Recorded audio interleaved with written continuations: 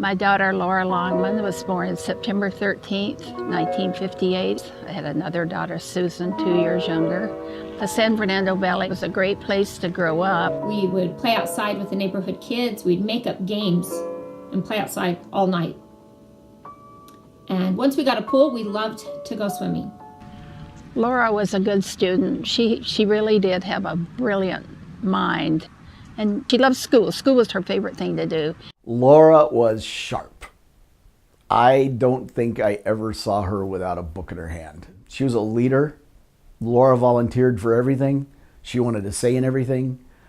She wanted help with everything.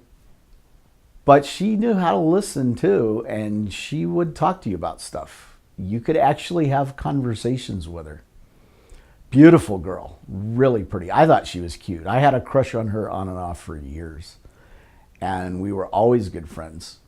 When Laura was 20 years old, she got the flu, and about Christmas time, and she never got over it. She just kept on coughing and coughing and coughing. The doctor told us that the flu had settled in her heart. Her dad asked the doctor, says, well, how long do we have? And he says, when will she be 21? And we told her in September, and he said, well, she might last that long. I felt badly for her. I thought it was so unfair. Laura was somebody who was more alive than most people I know at a young age. When the doctor told her that she would need a heart transplant, I'm quoting this, she said, let's go for it. When Laura came home from UCLA and we were waiting that summer, ladies from this church came over and stayed with her 5 days a week so I could go to work. And that was so helpful because I don't know what I would have done otherwise. She was afraid if she were to die before she got a heart transplant, it would be when she was asleep at night. And so there are many nights she was afraid to go to sleep. And I would sleep in the room next to her, and she'd call out to me, Susan, Susan. I'd come, and I'd lay in the bed next to her, and we would talk. And we'd share our dreams for the future. And one night she asked me, what do you dream of, Susan? What's your dream? And I said, I want to have a house one day with a basement, a fireplace, and a rocking chair. Well, like our grandparents in Michigan's house. And I said, Laura, what are your dreams? And she said, I want to get married, and I want to have a little boy and a little girl. And she told me what she was going to name them.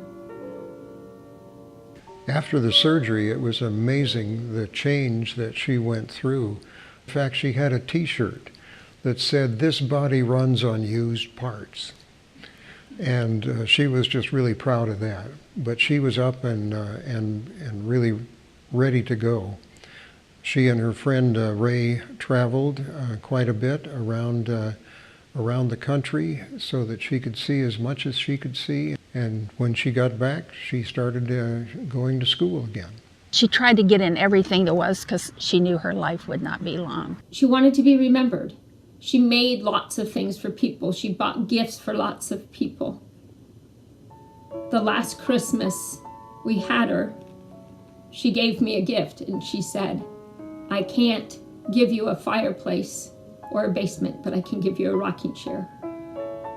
And that was the last Christmas present she ever gave me. Something she remembered from 5 years before. And that's the kind of person she was. She was just almost ready to graduate when she died. And what happened was she was in a chemistry seminar at San Francisco State when she had a heart attack and died on the spot. Laura had to face her mortality at an age when most of us feel we will live forever.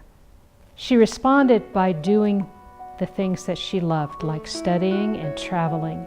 But more important, she started giving to others in the hopes that she would be remembered.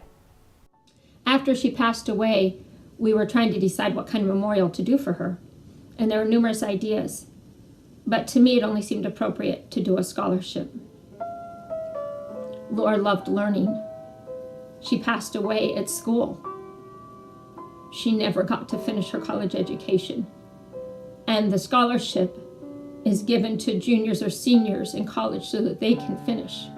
We want to help others who love to learn finish something Laura didn't get to finish.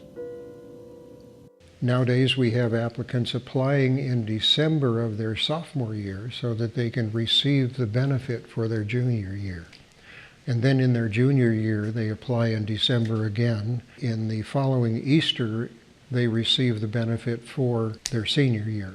An applicant must have a 2.75 or greater grade point average, and they usually have activities, extracurricular activities they want to tell us about, reference letters from their pastor, a personal reference letter, a reference from one of their instructors, and a professional reference like from a summer job or something like that. And we have a deadline where they have to be in. They're reviewed by about 11 people, some family and some church members. And then we have a meeting and discuss all the pros and cons of every application and decide who qualifies and who does not. Since 1985, there have been 113 scholarships awarded to 90 different students. The scholarship now continues to be funded by periodic donations of people in the congregation here, people outside the congregation too. Larger donations come in when someone passes away and their family decides to contribute to the scholarship as a part of the memorial for their loved one, or even people who want to donate in honor of loved ones. We still remember Laura as young, powerfully interested in the world, and generous. Her scholarship helps other young people do what she could not do. Is there someone you would like to honor by helping young people learn? Or someone you would like to remember, or an occasion you would like to celebrate? You can make Laura's scholarship your scholarship. Your gifts make a difference in the world. Sometimes people ask me what Laura would have thought of this scholarship and all this attention, and I think she would be very grateful and surprised, but she would be happy because education was her passion.